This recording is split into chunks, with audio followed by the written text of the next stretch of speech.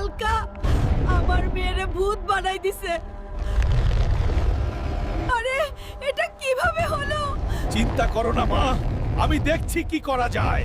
চাচা, আমার বোনকে কেউ ডাইনি রাক্ষস বানাই দিছে।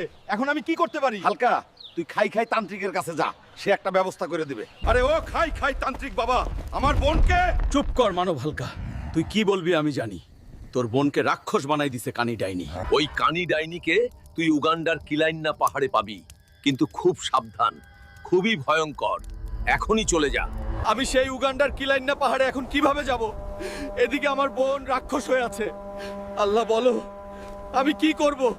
আল্লাহ, তুমি আমাকে সাহায্য করো।